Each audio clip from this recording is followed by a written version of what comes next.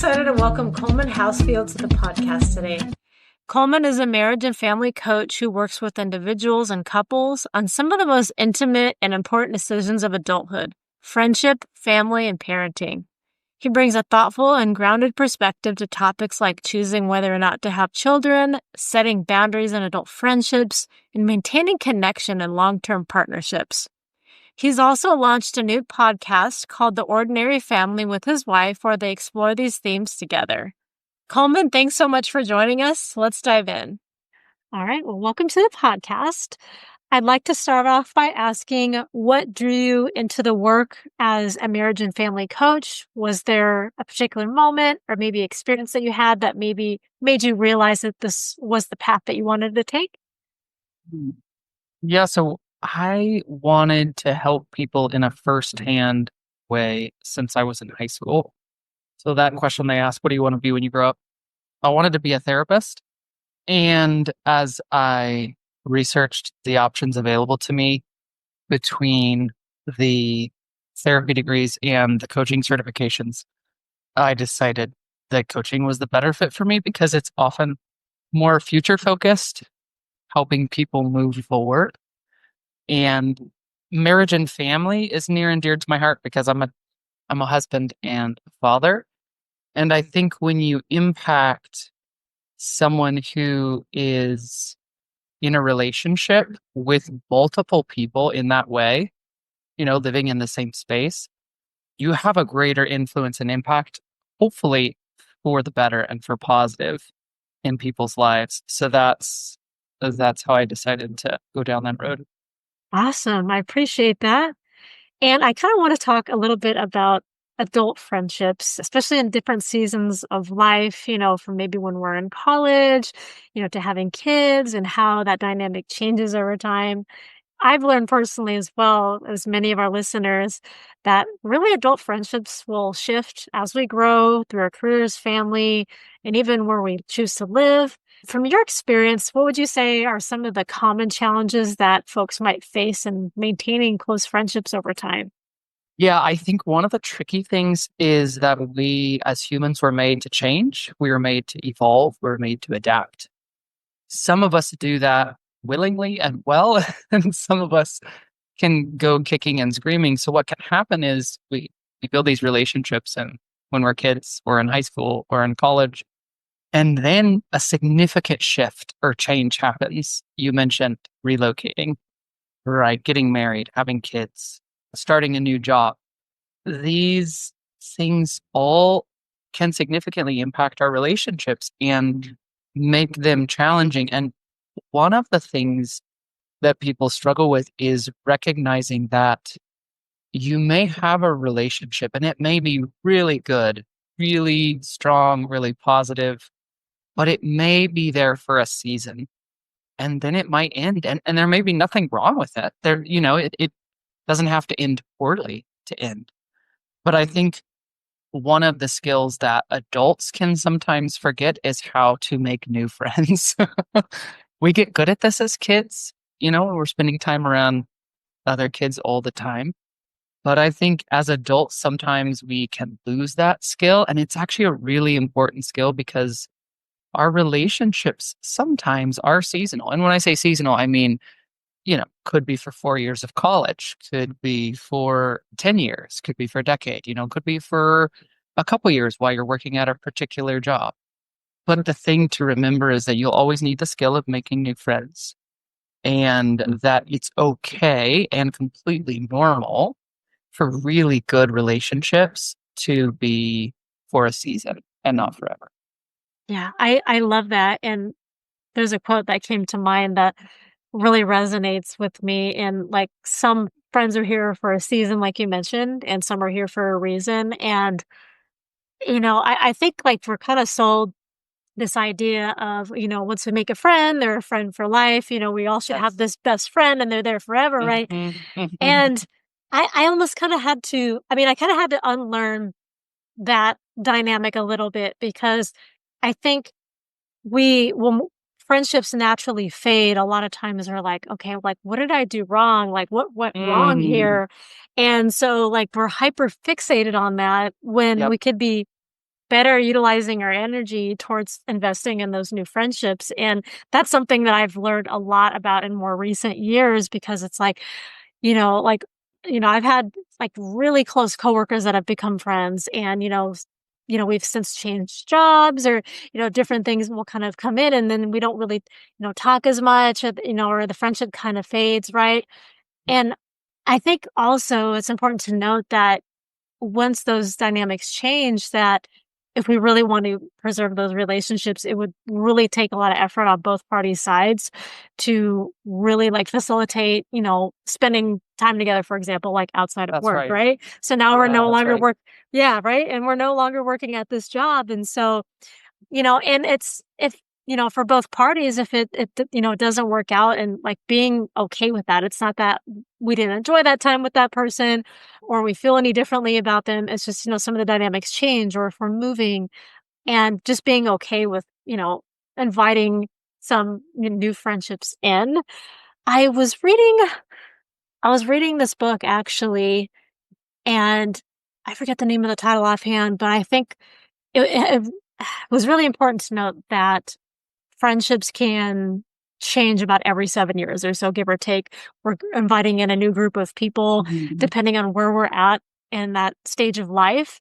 And I think it's really eye-opening, and I really love your takeaway, because it's, it kind of solidifies that the fact that, it's okay if, our friendships are seasonal, and, we look back fondly at those memories that we shared with those people, and, our feelings don't necessarily change about them, but, dynamics have shifted in our life, and we're busy, and, so, being okay with that, I think, is important.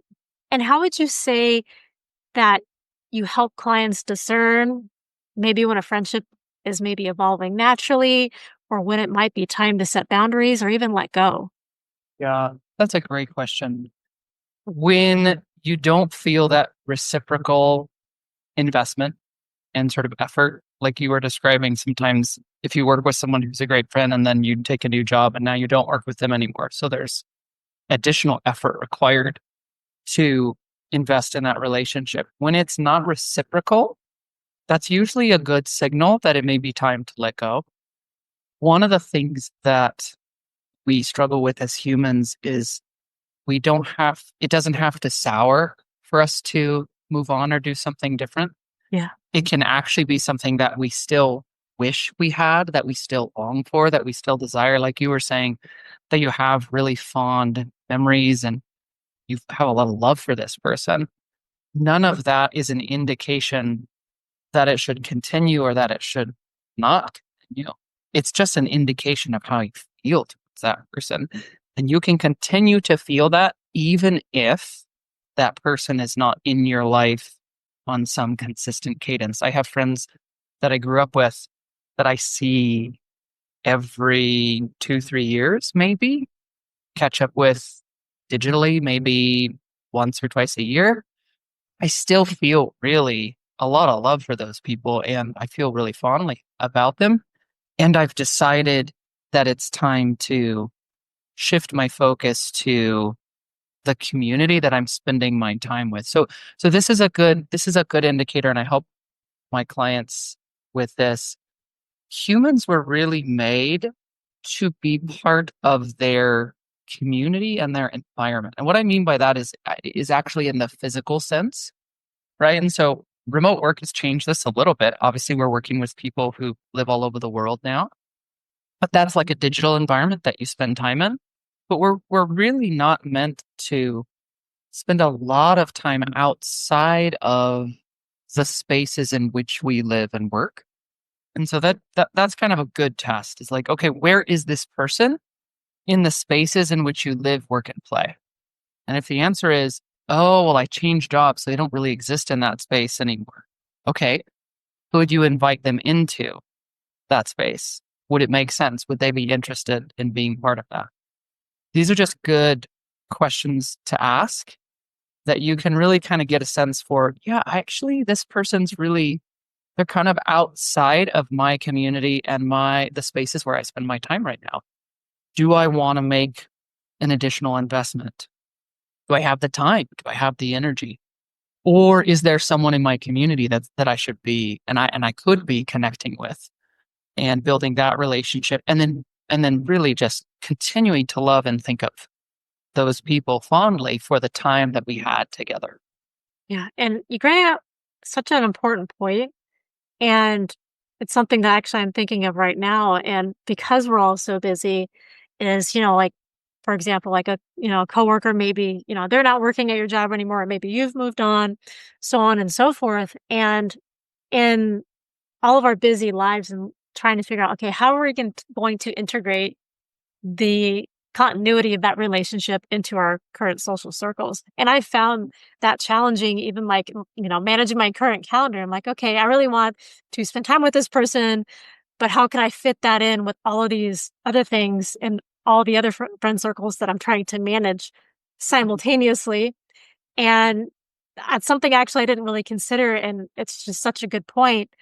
And I'm thinking back to a friendship that I had probably maybe like 4 to 6 years or so years ago, and I really felt like we were, like, best friends, and we spent all this time together, and she has since relocated, and I got to the point where I kinda felt like it was becoming one-sided, and it took me a while to really, realize that, you know, I understand, distance is a big thing, and, we both have our own kind of separate lives going on now. And I spent a lot of time, for lack of a better word, chasing this person. And I think it's more recently where I realized that I need to put my efforts into new friendships, developing a new friendship when feeling like it's not really reciprocated, for whatever reason, maybe she's just really busy and has a lot on her plate. And, with the distance adding to that, it might just not be possible. Not to say that she might not come back into my life at some future point in time. But right now in the season, it might just be better for me to invest my time in making new friendships rather than pursuing something that isn't really reciprocated at this point in time. Yeah. And we also have to factor in temperament and personality here. Yeah. Some people really struggle with the digital Yeah. are the digital ways in which we connect versus the in person. For example, I have friends I've never actually met in person who I work with remotely, and I have a great, like, deep, strong relationship with people.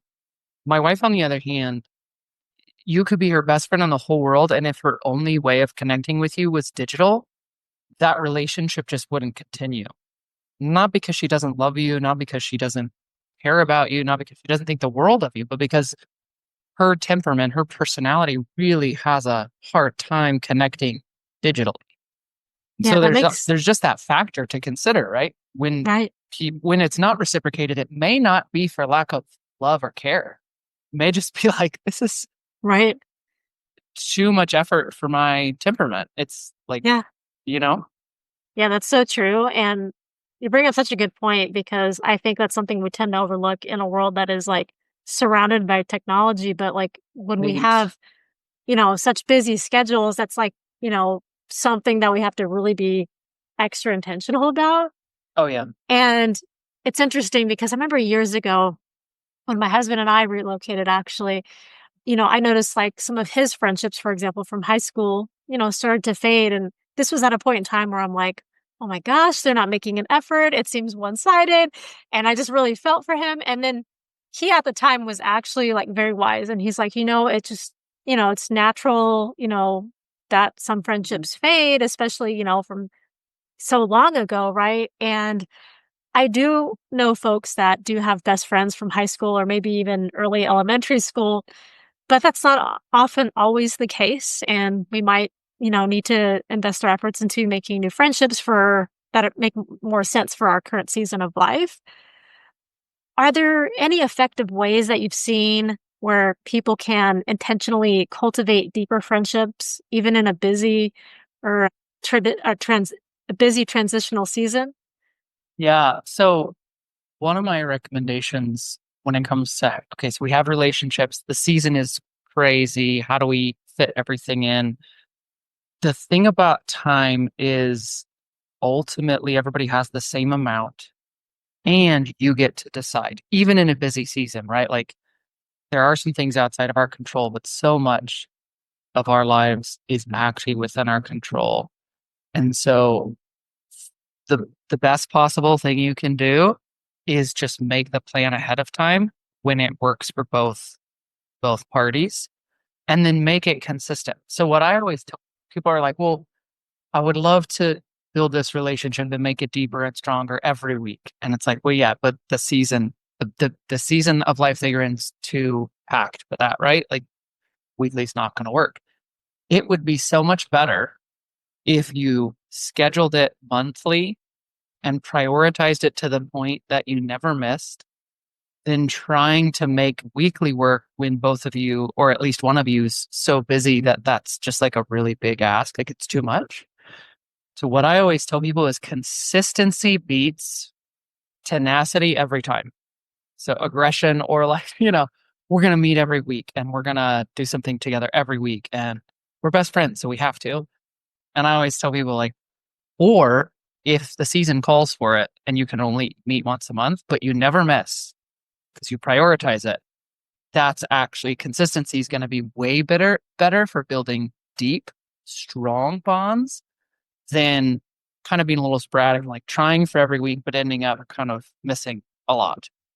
Yeah, and I like that you bring up the consistency, even if it's monthly, because our schedules are, so full. And I think it's definitely a good consistency to really strive for, especially when we're busy, because, like as you said, we may not be able to meet weekly because, we have X, Y, and Z going on. If we're married, we have kids and, all these different things, but really being intentional about, setting that like almost like a date night, like being intentional and Exactly. setting the specific day, specific time, and that way it's on your calendar, it's coming up, and prioritizing it, I think, is definitely something really important that we should really keep in mind, especially if we are trying to build friendships. And that's actually something that I'm currently doing right now as I, work to build those new friendships into my life, is trying to stay consistent when we're Yeah. all busy, we're all working and we have, our lives going on. And so I found like that's really worked. And, with some folks more than others, meeting once a month is better. And then some other folks, maybe we have a little bit more time to meet twice a month. And sometimes we even, make an effort to like have some group meetups. And so this is actually like a really great way to meet additional folks. I've actually met some great friends off Bumble BFF, which is, just making platonic friendships.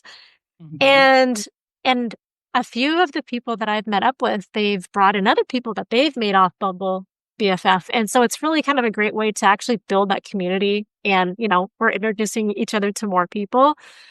So if there's anyone, if you're struggling to, maybe make friends in your area, I highly encourage it. This has just been such a great platform. When I first relocated, I used to use, and I don't think it exists anymore, but Craigslist Platonics, or even meetup.com is another great one if you're looking for more of those group outings. But I want to shift a little bit because I want to talk about parenthood. This is the one of the most life-altering decisions that someone can make. Yeah. How do you coach couples who may not be on the same page about wanting children, or maybe a couple that's maybe deciding whether or not to have children together? Hmm. That's a great question. So the thing about children is that they don't necessarily change your environment, they change you. And so the thing that I coach people on when they're thinking about having kids or starting a family is you have to think about the way that you're going to change by adding another person, another very important relationship in addition to your partner, your husband or your wife. That is going to change you. There's no getting around it. You can't escape it. It will change you. Just like our friendships change us, right? Just like our coworkers change us. And so I think the thing that I always encourage is think about the ways in which it is going to change your life and ask yourself if that's the life you want. You have to be really honest about that.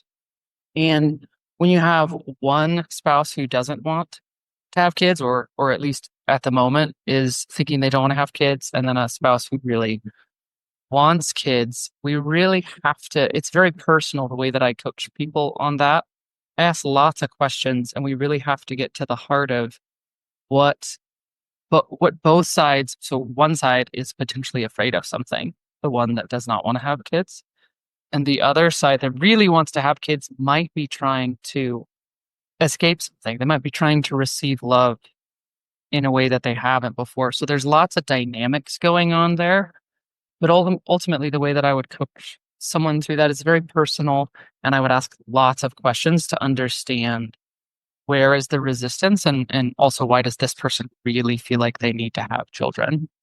Yeah, absolutely. And it's such a great point because I know, like, for myself and my husband, we've both been through seasons where, we wanted kids and then we didn't want kids. And then, like, now we're like, I think we're just going to have one child. And I think, especially in like longer term relationships, I feel like so many people might go through this, like changing their mind about one way or the other. Yeah. And it's always been an open dialogue between my husband and myself. And, we've always been very transparent with each other and kind of gone on this path together. And so ultimately we concluded that we just want one child. Are there any overlooked questions that individuals or maybe couples should consider before they become parents? Yes. And most of those questions relate to your family of origin.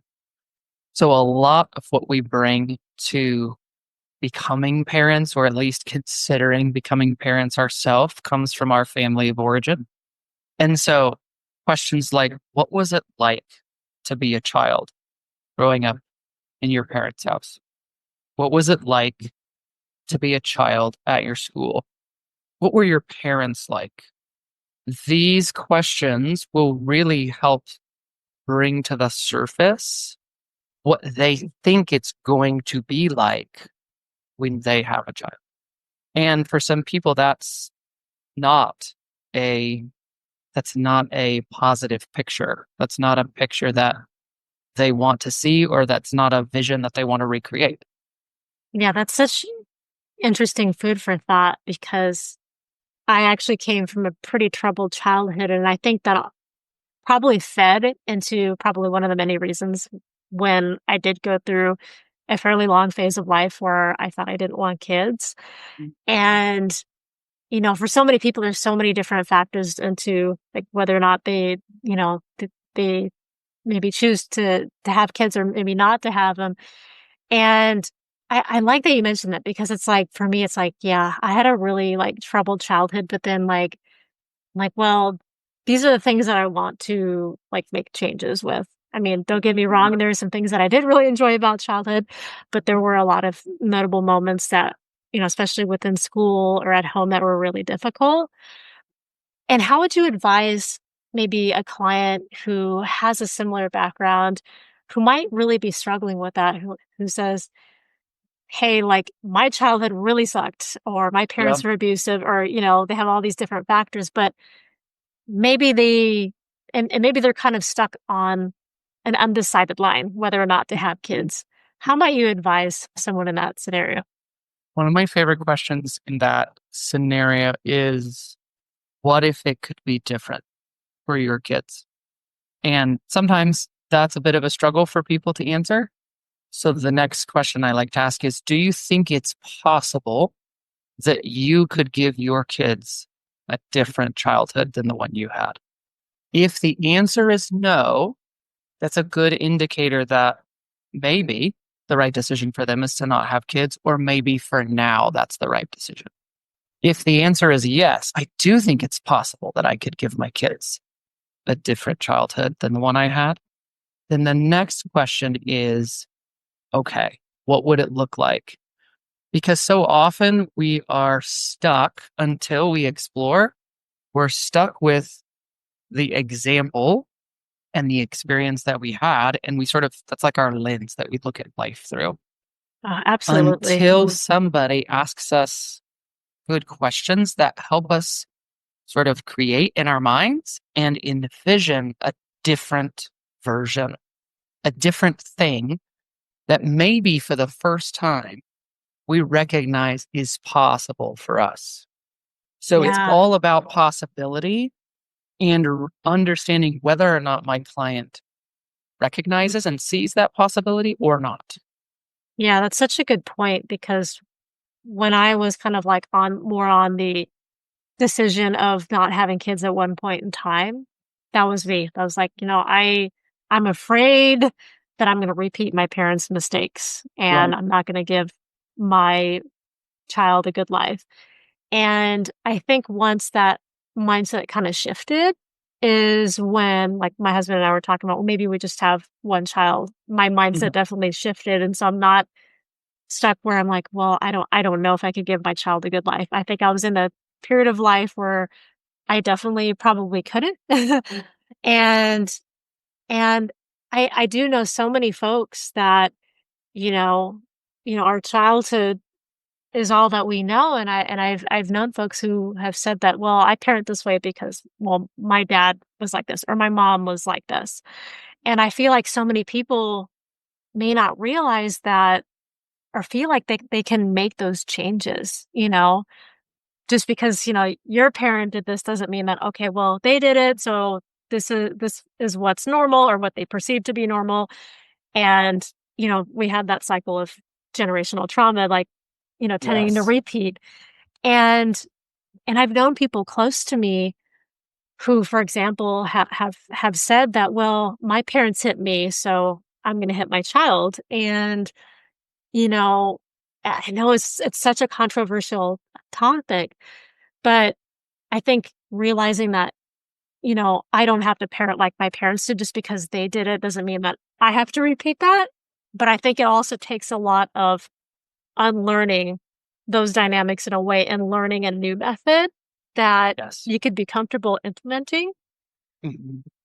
And so I want to talk a little bit about marriage as well, because this is so important, especially when it comes to talking about parenthood. It often intersects with extended family, kids, personal history. Within relationships and communication, what are some patterns that you find most helpful or even some that you might consider even harmful? Mhm. It's a great question. So if you're not familiar with it, there is three ways in which you can be in relationship with someone. To simplify it, there's codependence, there's independence, and there's interdependence. Have you heard these terms before? I have. Okay, awesome. I figured you had. So I'll explain them for your listeners. So codependence is where if the other person is not okay, then you can't be okay. Your safety, your security, your okayness is dependent on that other person. That's how I would describe codependence. Independence is I like having you around, but frankly, like I'm good on my own. I'm fine. I don't really need anyone. And interdependence is recognizing that we have our own autonomy. We are not the same. We are different. And yet we choose to love and support each other. And I use those words very intentionally when I'm coaching couples. I like to say your job in a relationship, a marriage, your job is to love and support your spouse. Your job is not to make them happy. Yeah. Your job is not to do X, Y, and Z for them. Your job is not to do all these things that would create a parent child relationship or a codependent relationship. Your job is to love them unconditionally and to support them. You don't have to solve their problems. You don't have to fix them, but we do desire each other's support. And so I think that's a good way to break it down. The goal is interdependence always, which is two adults who are responsible for themselves deciding to intertwine their lives and live together by loving unconditionally and supporting each other. Not taking care of each other like a parent would take care of a child. That's a different relationship. I think so many marriages get into trouble because of the codependent nature, because of the I can't be okay if you're not okay. You have to be happy so I can be happy, right? So that's the way I like to think of it. Yeah, and that's such an important distinction because I know my husband and I, especially earlier on in our relationship, where we were kind of treading that line of codependency. And I think part of that was both of us being pretty young when we got married. And I remember it wasn't until I think we had a couples counselor who was telling us because my husband felt like he had to solve my Mm, whenever I was upset about something. yep. And I struggled at this point in time with a lot of mental health issues. And he had told our therapist that he felt like he had to, solve my problems. And the biggest takeaway that we got from that was, as you were saying, is that his job is really to support me, be supportive to me, not to solve my issues, Exactly. but to be supportive. Hey, I'm here, if you need a hug. I'm really sorry that X, Y, and Z happened today, or just even just listening, as I think was what most of us need, right? We're not looking for that Yes. person to like, okay, go handle my issues for me. But yeah, it was something that like even I myself had to unlearn because when I would see things happen to him, like whether like it's a friend or family or someone wronged him in some way, like I was upset on his behalf. And he wasn't even necessarily that upset, but I was upset. And Right. so it took a long time to kind of separate myself and really identify our relationship as like we are each individuals Mm, and we are here to support one another, but I'm not here to like, go fight his battles or him to fight my battles and vice right. versa. And it really took a long time to learn a healthier dynamic. And that's just such an important takeaway for our listeners as well. And, especially early on in a relationship and you're just so intertwined, that where that kind Mhm. of codependency comes in. And, long story short, we're much happier just like knowing that, okay, I'm here to support you. I'm really sorry that say you had a bad day. I'm here to talk, if you'd like to talk or give you a hug, or ask, how can I support you? Just even like make their day maybe a little bit better. But and it can be so hard sometimes too to not even let their mood like affect our mood, Right. depending on the day. Ab- And we have this thing called fighting fair, like the idea of fighting fair in a marriage. What would you say that practically looks like? Yeah. So fighting fair, the number one rule that I like to define there for my clients is emotional responsibility, meaning your emotions are your responsibility. As soon as we give somebody else that authority and we say, you made me feel a certain way, we're giving away our power. And so that's not a fair fight. So emotional responsibility means that as an adult, I'm responsible for what I feel. Yes. Now, if I want to communicate how I'm feeling to someone I love who maybe said something that I interpreted as hurtful or did something that I interpreted as they don't care, the way I would explain that or the way that I would share that to my spouse is the story I'm telling myself about what you did, about what you said is this. Because ultimately, as adults, we get to show up however we want to show up. And then the people around us get to interpret our behavior however they want to. And we know this is true because in a room with three people, person A says something, person B interprets it one way, and person C interprets it a different way. How is that even possible? Because they both were in the same room with the same person. They heard them say the same thing. How is that possible? It's only possible because that's the way that it works. We have to take responsibility for our emotions 100% of the time and the stories that we tell ourselves. And so that's the way to fight fair, is to recognize you're responsible for your emotions and you're telling yourself a story about what's happening in the world, especially the behavior of your partner. That brings up such a good point. And actually, I was just thinking about a scenario that happened recently, and it was actually between me and my aunt. And we had this argument.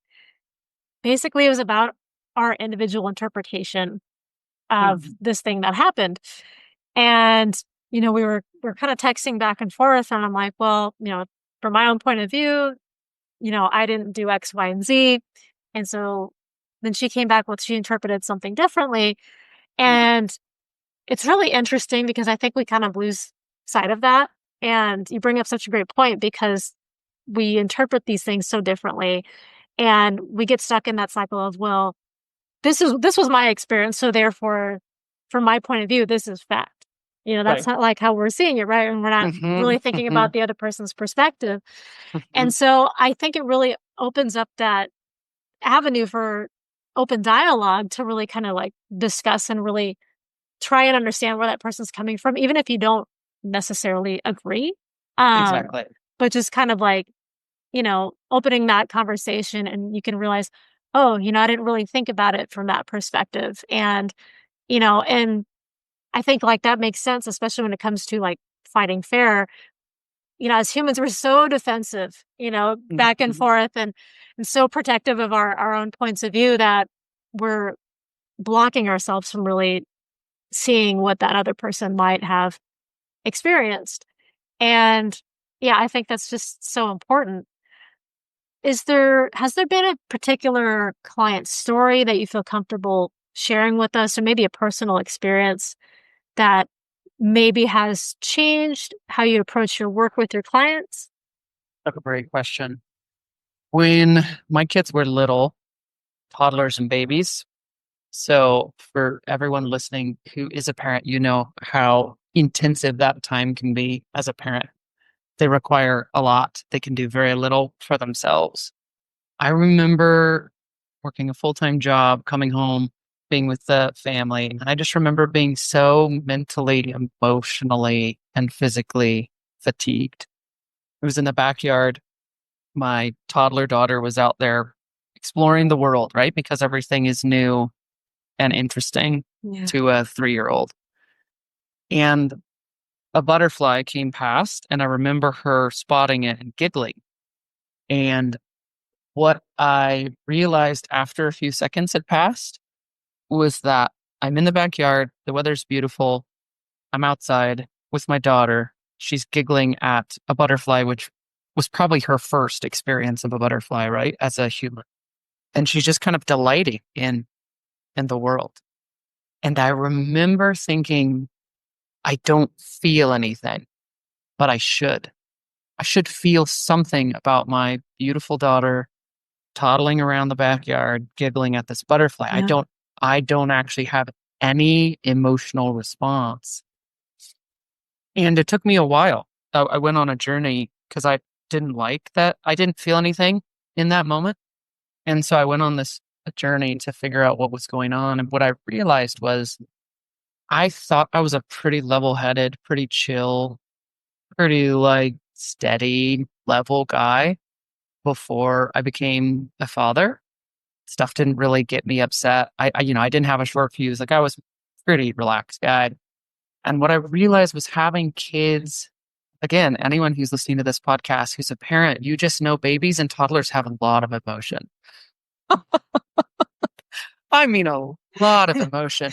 And then, of course, they go through different phases in elementary and middle school and high school where they also have a lot of emotion. But babies and toddlers have a lot of emotion. Most of it cannot be explained or defined. It just is because they're human and they have emotions. And their bodies are developing, by the way, right? Like their brains and their bodies are developing. So they don't have all the faculties that we do as adults. And all that emotion that I was around all the time as a father was so overwhelming to me that I just shut down and I just went numb because I did not know how to manage it. I didn't know how to process everything that I was feeling. And so my daughter's in the backyard toddling, seeing this butterfly giggling, and I had no emotional response for that. So what I realized doing my own work and working with a coach myself was that I was afraid of my emotions. I was afraid of really strong emotional experiences. And that when my kids would cry, that would feel like too much for me. That would feel like, oh, shoot, I don't know what to do because I'm a new dad and I've never done this before. And that experience really is what led me to becoming a marriage and family coach because I wanted to help other parents in their relationship with their kids and their relationship with each other because our relationships change when we have kids with each other. I wanted to help people learn how to manage their emotions and understand how to process them through their body so that they would have capacity to delight in the life that's happening around them, like their toddler daughter giggling at a butterfly.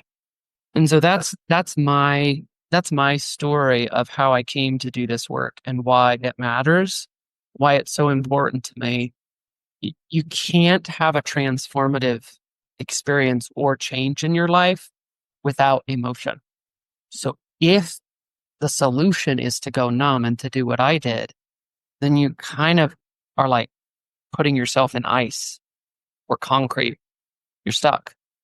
So if you want to grow and you want to learn and you want to continue to become the best version of yourself and truly enjoy this beautiful life, you have to learn how to feel and you have to be able to process all the emotions, not just the pleasant ones. I love that. And that's so powerfully said because it's really like such a, like we underestimate our ability to really feel emotions. And I actually can so relate because for the longest part of my life, for example, if I saw someone crying or emotionally upset in some way, I would shut down Mhm. and or I just wouldn't know how to respond. Mhm. And like logically, I know that like, how to comfort someone, but my reaction would be to like shut down. Like I almost like freeze in a way. Yeah, But it's gotten better over time. But I think I had a really hard time processing like the uncomfortable emotions that I had that went along with that. And I think it also played a big factor in, my lack of emotional response to certain things in mhm. my life. And sometimes even still now, I'm struggling to process difficult feelings. I mean, Sure. we're teaching our kids, how to deal with their emotions, and like so many of us are as adults, like we're still like kind of learning Yeah, on that's right. like how to manage our own emotions, right? And I feel like it can almost be a lifelong learning process, really. But Absolutely. I read something somewhere that you know most adults are, in terms of managing their emotions, are like 8-year-olds in adult bodies. That's right. We really struggle with it. But Mhm. kind of thinking on that, are there any practices or tools that you recommend for people who are wanting to grow in empathy, either in the relationships or perhaps in self-reflection? Yes, highly recommend meditation practices. I use the Calm app. There's all different kinds of meditation apps, books, YouTube videos, podcasts. There's lots of resources out there. The biggest thing I would say is don't try one, conclude that it doesn't work and move on. But be willing to try a few until you find the one that's a good fit for you. But I think meditation is one of the best ways to take that first step towards allowing your emotions without judgment and not trying to change them. Yeah, I that's such good advice because I think so many of us like overbusy ourselves to try to avoid feeling these difficult things. That's And right. I think we underestimate how difficult it actually can be, even in meditation, because it really forces you to kind of sit and be with your thoughts. And that's hard for so many people, but like we have to do it, right? Because avoiding our emotions, we're not really processing them. And so that's such an important takeaway. But I know we're coming up on time, but if you could share one takeaway that you might have from your work or a moment where you saw a breakthrough happen for someone and potentially how it got them there. Hmm, that's a great question. So back to this idea of fighting fair and taking responsibility for your emotions. I was coaching a husband and he shared this experience that he had with his wife. And he said, and when she did that thing, I felt rejection.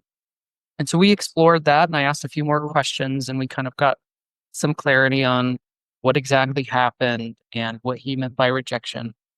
And I looked at I looked at him and I said, good news, bad news.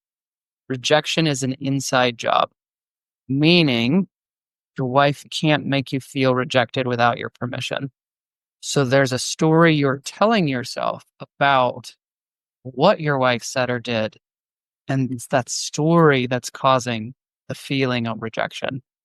And the light bulb went on, and I could tell that it was difficult to hear that, but you could see that it resonated with his body, that it resonated that rejection is not something that somebody else can make you feel without your permission, and that it was something that he could do something about. He actually had the power to change the story if he wanted to.